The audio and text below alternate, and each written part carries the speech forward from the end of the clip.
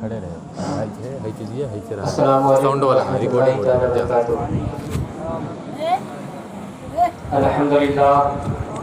अल्हम्दुलिल्लाहि रब्बिल आलमीन वल आक़िबतु लिल मुत्तक़ीन वस्सलातु वस्सलामु अला सय्यिदिल मुरसलीन व अला आलिहि व अस्हाबिहि अजमाइन अम्मा बाद फ़अऊज़ु बिल्लाहि मिनश शैतानिर रजीम बिस्मिल्लाहिर रहमानिर रहीम अल्लज़ीना इन मक्कन्नाहुम फिल अर्दि अक़ामुस सलाता व आतुज़ ज़काता व अमरू बिल मारूफ़ि व नहू अनिल मुनकर सदक़ल्लाहुल मौलाना अज़ीम व सदक़ा रसूलुहुन नबियुल करीम व नहनु अला ज़ालिका लमिनश शाहिदीन व शाकिरीन वल्हम्दुलिल्लाहि रब्बिल आलमीन। कुछ बैठा तो संतुष्ट समारोह से कम सबसे पहले सरकार मदीना गरीबों के हुज़ूर नबी अहमद शफी जनाब अहमद मुज्तबा मोहम्मद मुस्तफ़ा सल्लल्लाहु अलैहि वसल्लम की मुक़द्दस बारगाह में जो कर दर्द पाक पढ़ा पैदा वसलन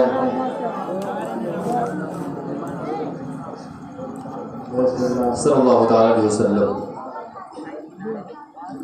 अल्लाह रब्बुल इज़्ज़त अपने मुक़द्दस कलाम में इरशाद फरमाता है अल्लज़ीना इन मक्कन्नाहुम फिल अर्दि अक़ामुस सलाता व आतुज़ ज़काता व अमरू बिल मारूफ़ि व नहू अनिल मुनकर। ये वो लोग हैं कि अगर इनको हम ज़मीन में इक़्तिदार देंगे, अगर हम इन्हें ज़मीन में ताकत देंगे तो वो नमाज को कायम करेंगे और नमाज को कायम कराएंगे, ज़कात खुद भी देंगे और अपनी रियाया से ज़कात वसूल करेंगे और अल्लाह के हुक्म को दुनिया के हर खित्ते में फैलाएंगे और दुनिया के हर इंसान को बुराई से रोकेंगे। ये रब का फरमान है और इस रब के फरमान की रोशनी में देखते हैं कि इस रब के फरमान का मिसदाक कौन है, इस रब के फरमान की खुली हुई तफसीर कौन है। और सहाबे किराम की ज़िंदगी का मुताला करते हैं, खुलफाए राशिदीन की ज़िंदगी को देखते हैं। अगर हम खुलफाए राशिदीन की ज़िंदगी को देखेंगे, अगर हम चारों खुलफा की ज़िंदगी को देखेंगे तो चारों खुलफा की ज़िंदगी कुरान मुक़द्दस की इस आयत करीमा की खुली तफसीर है। ये कहना भेजा ना होगा कि रब्बे करीम ने जो ये कलाम मुक़द्दस में अपने इस मुक़द्दस फरमान को नाज़िल फरमाया था, इन्हीं अपनी मुक़द्दस हस्तियों के लिए नाज़िल फरमाया था।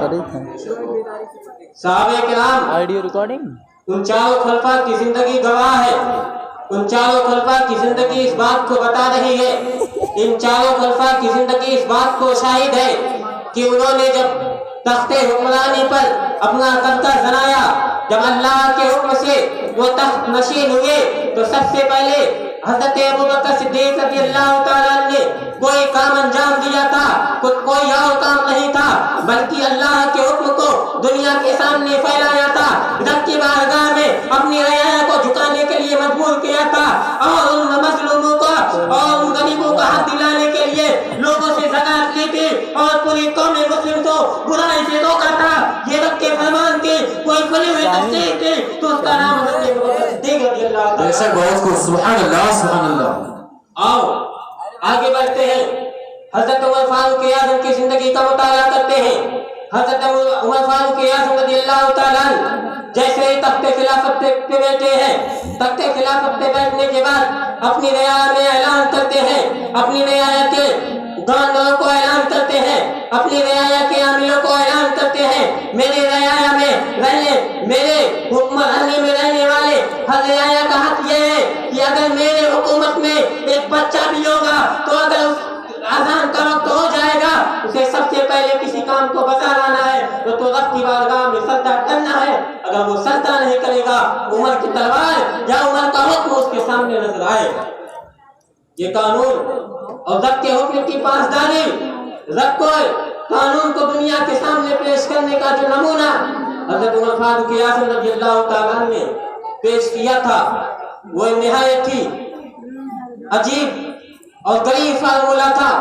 आओ हज़रत उस्मान गनी रज़ियल्लाहु ताला की जिंदगी का मुताला करते हैं। हज़रत उस्मान गनी रज़ियल्लाहु ताला ने भी अपनी जिंदगी में अपने हुक्मरानी में रब के हुक्म को इस तरह फैलाया पूरे उम्मत मुस्लिमा का जो अजीम ज़रूर था, पूरे उम्मत मुस्लिमा के लिए जो रोशनी थी, जो रफ्तार कानून था, जो रफ्तार जो है पैगाम था, पूरे उम्मत मुस्लिमा को रब्बे करीम ने अपने हबीब सल्लल्लाहु अलैहि वसल्लम के जरिया दिया था। उस कानून को हज़रत उस्मान गनी रज़ियल्लाहु तआला अन्हु ने एक जगह करने का काम अंजाम दिया।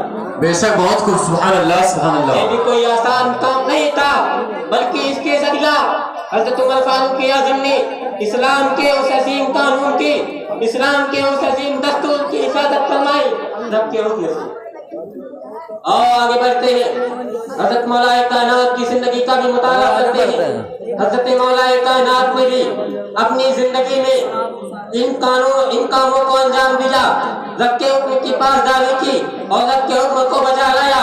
बल्कि यहीं तक महदूद नहीं, बल्कि अब अपने रब के हुक्म की पासदारी के लिए, अपने रब के हुक्म की जाबाजी के लिए, अपने रब के हुक्म को बचाने के लिए अपने दो ऐसे शेरों को छोड़ा कि उन दो शेरों ने पूरी दुनिया के सामने ये पेश कर दिया कि मैं हज़रत अली का बेटा हूँ, और जो कुरान की तफसीर है उस तफसीर को मैं सामने करके दिखाऊंगा। रब का फरमान, नारे तकबीर, नारे रिसालत, मसलके आला हजरत, मसलके आला हजरत, नारे तकबीर, अज़मत सहाबा, नारे तकबीर, नारे रिसालत। बल्कि यहीं तक महदूद नहीं, बल्कि सहाबा कराम की जिंदगी का मुताला किया जाए। जितने भी सहाबा है उन सब की जिंदगी सही मानों में अदालत की पैकर नजर आती है।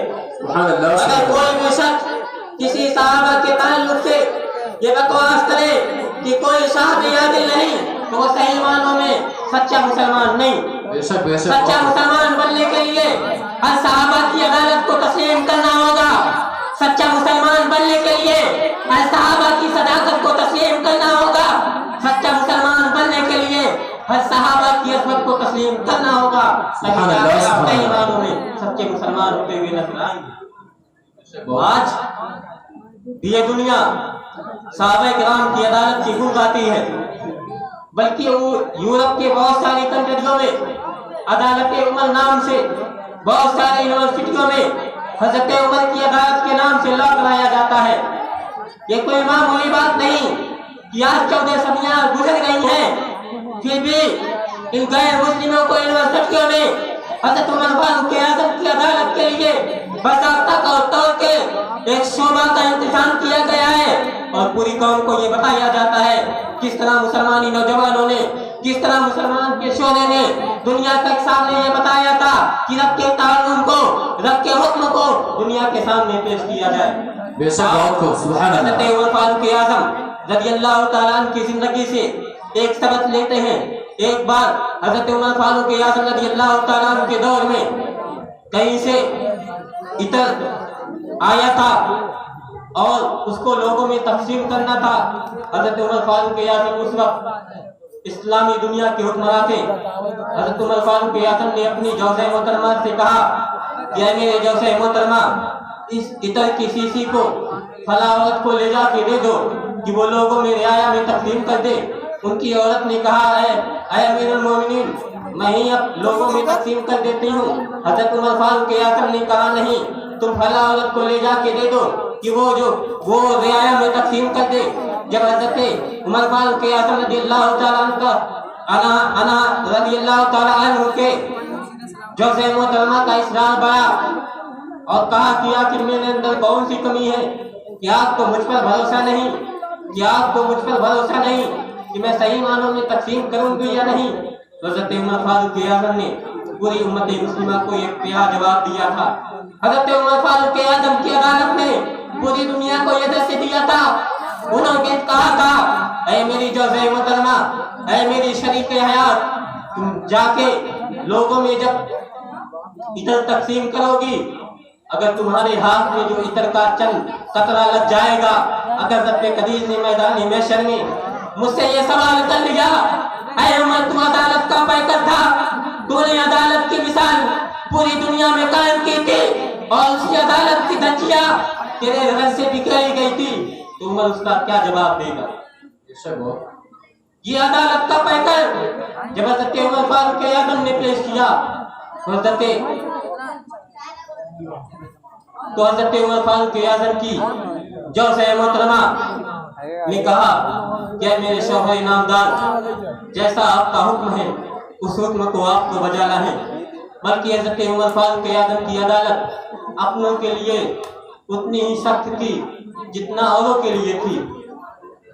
امام موطا امام محمد میں ایک روایت نقل کرتے ہوئے موطا امام محمد کے مصنف اس بات کو بیان کرتے ہیں کہ حضرت عمر فاروق اعظم رضی اللہ تعالیٰ عنہ کے 2 صاحبزادے حضرت عبداللہ بن عمر، حضرت عبید اللہ بن عمر، حضرت کے زمانے ہی میں جنگ پہ گئے ہوئے۔ حضرت کے وہ دونوں صاحبزادے جب جنگ سے واپس ہوئے تو عراق بھی مسلمانوں کی اس وقت حکومت میں تھا، مسلمانوں کے قبضے میں تھا، اور وہاں کے گورنر حضرت امام ابو موسیٰ اشعری رحمۃ اللہ علیہ رضی اللہ تعالیٰ عنہ، انہوں نے جب سنا کہ میرے وہاں حضرت عمر فاروق اعظم کے دونوں صاحبزادے آ رہے ہیں، میرے وہاں عدالت کے سوال کے دونوں لفتے جگر آ رہے ہیں، انہوں نے کہا کہ یہ اچانک آ رہے ہیں، میرے پاس کوئی انتظام نہیں، یہ اچانک تشریف لا رہے ہیں، میرے پاس کوئی ساز و سامان نہیں کہ ان کی خدمت میں پیش کیا جائے۔ جب حضرت عبداللہ بن عمر، حضرت عبید اللہ بن عمر حضرت ابو موسیٰ اشعری کے پاس پہنچے تو حضرت ابو موسیٰ اشعری نے کہا کہ صاحبزادوں بتاؤ تمہاری کوئی خدمت کی جائے۔ ان صاحبزادگان نے کہا میرے خدمت کی کوئی ضرورت نہیں۔ جب آنے کا وقت ہوا حضرت ابو موسیٰ اشعری نے کہا کہ یہاں مالے بیت المال کا کچھ مال رکھا ہوا ہے، یہاں بیت المال کا کچھ سامان رکھا ہوا ہے، میں چاہتا ہوں کہ آپ ان سامان کو مدینہ شریف میں حضرت عمر فاروق اعظم کے دربار میں پہنچا دیں، میرے لیے آپ سے بہتر کوئی اور بھروسے مند انسان نہیں ہو سکتا۔ حضرت ابو موسیٰ اشعری نے کہا ٹھیک ہے۔ حضرت ابو موسیٰ اشعری نے ایک بات اور کہی کہ صاحبزادوں، آپ اگر چاہیں میں آپ کو یہ مال بطور قرضہ دے رہا ہوں کہ آپ ان کو مدینہ شریف میں لے جائیں اور ان سے اپنا مال و دولت خریدیں، اور پھر جو اس سے نفع حاصل آئے گا تجارت کریں۔ اب تجارت میں جو نفع حاصل آئے گا وہ آپ لے لینا، اور جو اصل مال ہے وہ بیت المال میں پیش کر دینا۔ حضرت عمر فاروق اعظم رضی اللہ تعالیٰ کے دونوں صاحبزادے وہاں سے نکلے۔ وہاں سے نکلنے کے بعد ان دونوں صاحبزادوں نے بہت سارا مال خریدا، ان صاحبزادوں نے بہت سارے مال و دولت کا انبار خریدا، اس کو لا کے مدینہ شریف میں فروخت کیا۔ مدینہ شریف میں جب ان صاحبزادوں نے مال و دولت فروخت کیا تو بہت سارا مال نفع آیا، بہت سارا مال نفع آیا۔ جب یہ مال حضرت عمر فاروق اعظم کے بارگاہ میں لے کے پہنچے، انہوں نے جو اصل مال تھا، جو بیت المال کا حق تھا، اس کو بیت المال میں جمع کرا دیا۔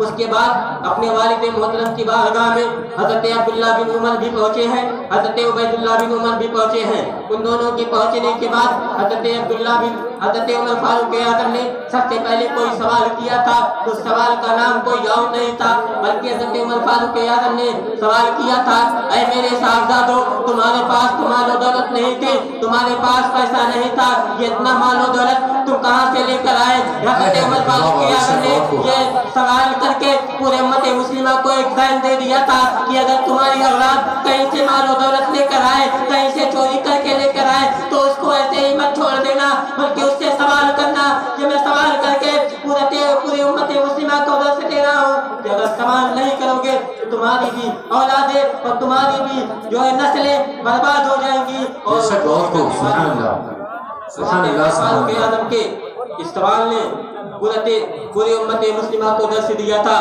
لیکن آج امت مسلمہ اس درس کو بھول گئی ہے۔ آج امت مسلمہ اس قانون کو بھول گئی ہے۔ امت مسلمہ کو یہ سمجھ میں نہیں آتا کہ بیٹا اگر چوری کر کے لے لاتا ہے، اگر بیٹا کہیں سے مال لے کر آتا ہے تو ان کے والدین کی حالت کیا ہوتی ہے کہ لا کے بیٹا رکھ دیا ہے تو کہیں سے بھی کھا لیا جائے۔ لیکن حضرت عمر فاروق اعظم پہ قربان جائیے، انہوں نے سوال کر کے پورے امت مسلمہ کو یہ بتایا تھا کہ اگر تمہیں صحیح معنوں میں صحابہ کا وفادار بننا ہے، اگر تمہیں صحیح معنوں میں مصطفیٰ کے دین کا پہرے دار بننا ہے، اگر تمہیں صحیح معنوں میں غلام مصطفیٰ بننا ہے تو حضرت عمر فاروق اعظم کے اس فرمان کو اپنانا ہے۔ بے شک، سبحان اللہ، سبحان اللہ، بہت خوب حضرت، سبحان اللہ۔ حضرت عمر فاروق اعظم نے یہ سوال کیا، تو صاحبزادوں نے کہا کہ والد محترم امام ابو موسیٰ اشعری نے ہمیں یہ مال و دولت بطور قرض دیا تھا کہ آپ ان مال و دولت کو لے جانا، ان سے بے و شراء کرنا، جو مال اضافہ ہوگا اسے رکھ لینا۔ حضرت عمر فاروق اعظم نے پھر سوال کیا کہ اے میرے بیٹے، کیا جو آپ کے ساتھ اور لوگ بھی گئے تھے، یہ اسلام کے اور نوجوان بھی گئے تھے، کیا امام ابو موسیٰ اشعری نے ہر کسی کو قرض دیا تھا؟ دیکھیے حضرت عمر فاروق اعظم کی عدالت، حضرت عمر فاروق اعظم کی عدالت کا یہ عالم ہے کہ اپنے بیٹے سے سوال کر رہے ہیں۔ بیٹا کہہ رہا ہے کہ والد محترم، میں مال کہیں سے چوری کر کے نہیں لایا ہوں۔ بیٹا کہہ رہا ہے والد محترم، اس مال کو میں تجارت کر کے لایا ہوں۔ حضرت عمر فاروق اعظم نے پھر ان سے سوال کر دیا کہ اے میرے صاحبزادو، ذرا یہ تو بتاؤ کہ کیا تمہارے ساتھ جو اور بھی اسلام کے شیر گئے تھے، کیا امام ابو موسیٰ اشعری نے سب کو جو ہے قرض دیا تھا؟ ان نوجوان، ان دو صاحبزادوں نے کہا کہ اے والد محترم، سب کو جو ہے انہوں نے قرض نہیں دیا تھا، بلکہ ہمیں دو لوگوں کو دیا تھا۔ حضرت عمر فاروق اعظم نے پھر کہا کہ اے میرے شیرو، اے میرے صاحبزادوں، کیا تمہارا حق اس بیت المال پر میری وجہ سے جاگا ہے؟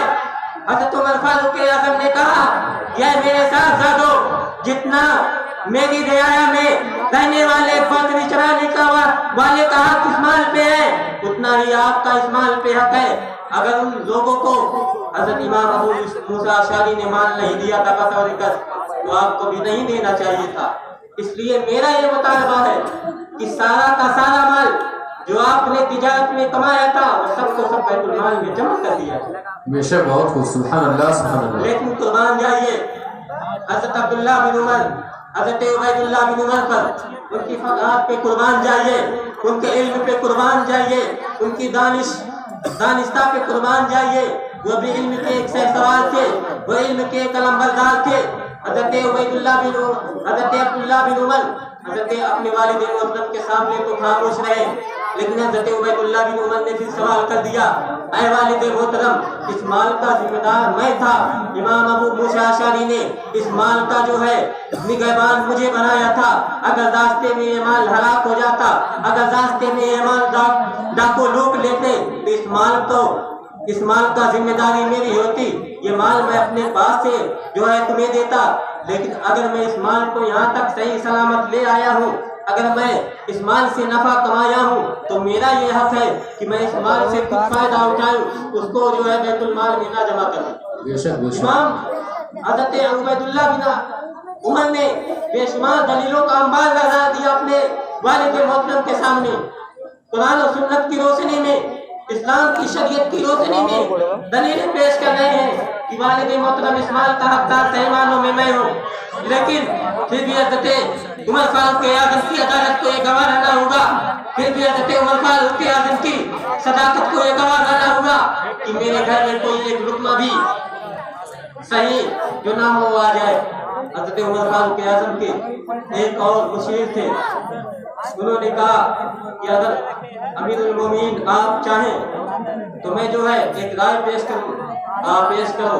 انہوں نے کہا کہ آدھا مال بیت المال میں جمع کر دیا جائے، آدھا مال اپنے صاحبزادوں کو دے دیا جائے۔ جب یہ جو ہے تجویز ان مشاہیر نے پیش کی تو حضرت عمر فاروق اعظم نے یہ کام انجام دیا، آدھا مال بیت المال میں جمع کر لیا، آدھا مال اپنے صاحبزادوں کو دے دیا۔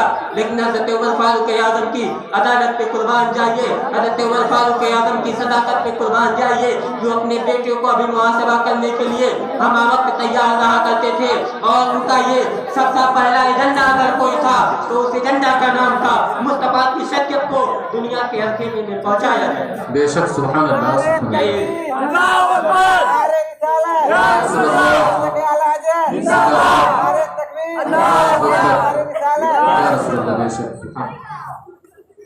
اسلام کے چاروں خلفاء نے جو تاریخ پیش کی ہے، ان اسلام کے چاروں شیروں نے جو اسلام کے سامنے ایک نظریہ دیا ہے، جو دنیا کو رہنے کے لیے ایک طریقہ دیا ہے، جو دنیا کو زندگی گزارنے کا ایک انداز دیا ہے۔ اگر دنیا اس انداز کو اپنائے تو صحیح معنوں میں ترقی کی راہ गुनाहों पे गामजन हो रही। लेकिन आज गाँव में मुस्लिम आप खामोश करें। आइए हजरत मोबाइल थमा दिए ना, रिकॉर्डिंग कर रहे थे।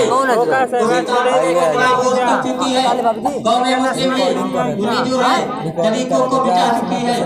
मुझे ये बात कहते हुए भी बड़ी शर्म आती है कि जब इस कौम के लोगों के सामने खामोशी करें। जब इन कौमों को ये बताया जाता है कि तुम्हारे सड़कों मैदानों के काटने की वजह क्या है, ये कौम आपस में बातें करती हुई नजर आती है। मैं अपनी कौम को बताना चाहता हूँ कि अगर हज़रत नूह अलैहिस्सलाम की कौम को तबाह किया गया तो उसकी वाहिद वजह ये थी कि उस कौम ने अपनी कायद की बात को नहीं माना था। बेशक बहुत खूब।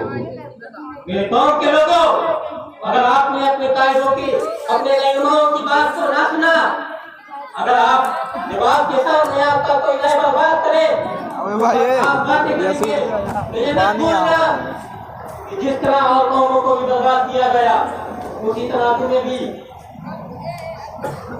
तुम्हारे ऊपर भी अजाब आ सकता है। इनफरादी अजाब आएगा, अगरचे पूरी उम्मत के एक साथ अजाब ना आएगा।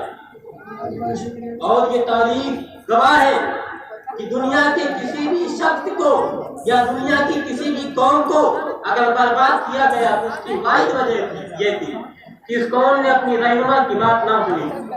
और हमारी कौम की हालत भी यही है कि जब उनसे बात की जाए तो हमारी कौम सोचती है कि बात सुनने की इससे क्या होगा। मेरे कौम के लोगों, अल्लाह के वास्ते आप तो सही मानों में इस्लाम की तारीख पढ़ते नहीं हैं, आप तो अपने असलाफ के कानून को पढ़ते नहीं हैं। दूसरी कौमें हमारे असलाफ के कानून को पढ़ती हैं, आपको इसकी भी तौफीक नहीं होती। और जब ऐसी मंजिलों में अपने असलाफ का जिक्र किया जाता है तो आप वहाँ बैठ के किसी और मकसद के लिए बैठे हैं। ये हमारी कौम के लिए है शर्मिंदगी की बात। अपने कायदीन की जो है इज्जत कीजिए, वरना आपकी जिंदगी भी उन कौमों की तरह हो जाएगी जिन कौमों ने अपने कायदीन की इज्जत ना की। उन्हें जो है जालिम बादशाहों के हवाले कर दिया गया था। तो आज भी हमें अगर जालिम बादशाहों के हवाले किया गया है तो वाहिद वजह यह है कि हमने अपने कायदीन के तरीके को, हमने अपने कायदीन के बातों को ना सुना। बस इन्हीं चंद बातों के साथ अपनी बात को खत्म कर रहा हूँ। रब्बे काबा की बारगाह में दुआ कि रब्बे काबा उम्मत मुस्लिमा को अपने असलाफ की तारीफ सुनने की और उस पर अमल करने की तौफीक अता फरमाए। रब्बे काबा की बारगाह में दुआ कि अगर मेरे बोलने में किसी किस्म की गलती उसको माफ़ फरमाए। अस्तगफिरुल्लाह रब्बी मिन कुल्ली ज़ंबिन व अतूबु इलैह। वमा अलैना इल्ला अल बलाग। अस्सलामु अलैकुम व रहमतुल्लाहि व बरकातुहू। वालेकुम अस्सलाम व रहमतुल्लाहि व बरकातुहू। बेशक सुभान अल्लाह सुभान अल्लाह।